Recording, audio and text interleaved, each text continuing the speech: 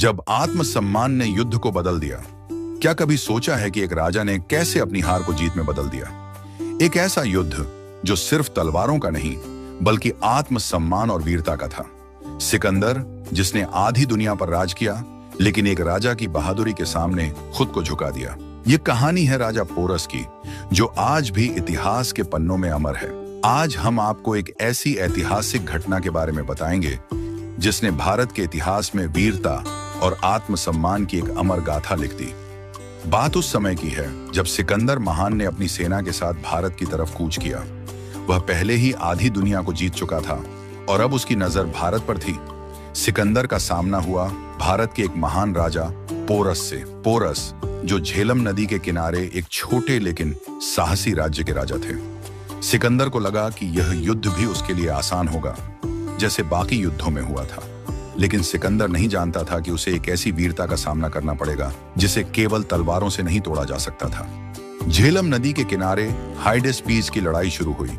सिकंदर की सेना अत्याधुनिक हथियारों और घुड़सवारों से लैस थी, जबकि पोरस की सेना बड़ी नहीं थी, लेकिन हर एक सैनिक में अपने राजा के लिए जान न्यौछावर करने का हौसला था।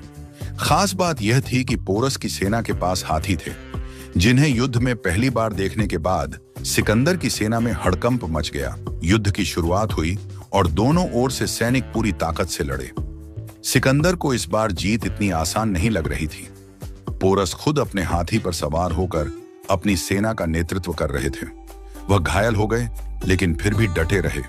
उनकी वीरता और धैर्य ने सिकंदर को सोचने पर मजबूर कर दिया। आखिरकार लंबे और कठिन संघर्ष के बाद पोरस की सेना पराजित हो गई। पोरस घायल अवस्था में कैद कर लिए गए और उन्हें सिकंदर के सामने पेश किया गया।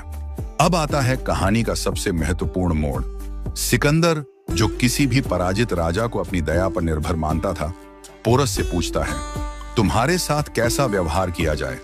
पोरस का उत्तर इतिहास में दर्ज हो गया, जैसा कि एक राजा के साथ किया जाना चाहिए। यह शब्द सुनकर सिकंदर स्तब्ध रह गया। उसने पहली बार किसी राजा में इतनी आत्मसम्मान और साहस देखा था। सिकंदर ने तुरंत फैसला लिया कि पोरस के साथ मित्रवत व्यवहार किया जाएगा। न केवल उसने पोरस का राज्य वापस लौटाया, बल्कि उसे अपना मित्र भी बना लिया।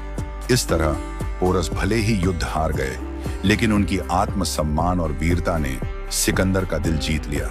यह कहानी हमें यह सिखाती है कि असली जीत तलवार या हथियारों से नहीं, बल्कि आत्मसम्मान और साहस से होती है। तो दोस्तों, यह थी राजा पोरस और सिकंदर की कहानी।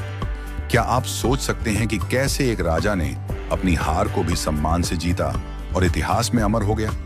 अब आप बताइए, अगर आप पोरस की जगह होते तो सिकंदर के सामने क्या जवाब देते? इस कहानी से मिली शिक्षा को कभी न भूलें। हार चाहे कैसी भी हो, आत्मसम्मान से जीता जा सकता है।